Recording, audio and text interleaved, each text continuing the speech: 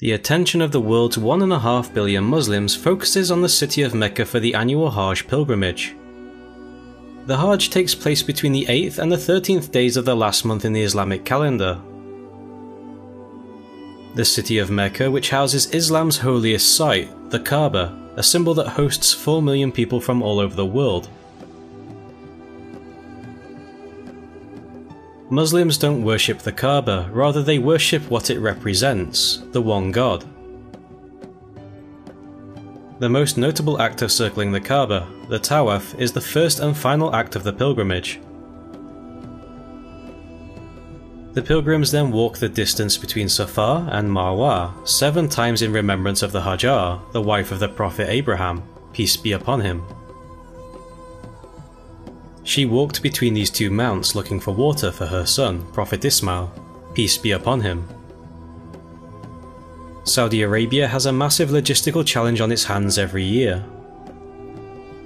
It then must manage the influx to Mina, also known as the Tent City, which measures no more than 1.5 kilometers, which undergoes a population growth of 0 to almost 2 million people virtually overnight.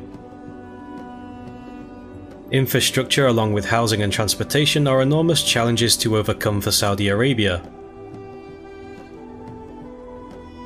Air-conditioned, fireproof tents are deemed the best and safest choice to house the many pilgrims visiting for the Hajj, thus removing the need for pilgrims to bring their own camping equipment. The entire village is connected in innovative ways and makes use of the underground tunnels. A frequent train service was also introduced to ease congestion, helping to reduce the demands on the road. Over 2 million people head to Mount Arafah for the greatest day of the Hajj, the day of Arafah. At dawn, around 50,000 vehicles will clog the roads by travelling from Mina to Arafah, a journey of around 13 kilometers to the east. The day of Arafah is seen by many as the rehearsal for the Day of Judgment. Mount Arafah is the location where Prophet Muhammad, peace be upon him, gave his last sermon in the final year of his life. Only once the sun has set can the pilgrims leave Arafah and head back to Mina. Tomorrow they will engage in a symbolic battle with the devil.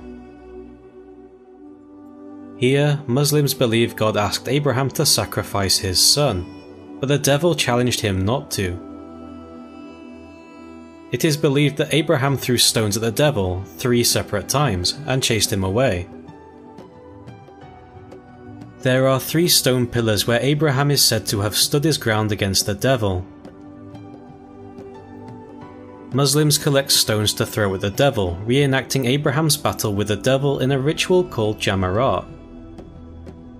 Once this is complete, Muslims return to Mecca for a grand parting visit, earning the titles of Haji for men and Hajar for women.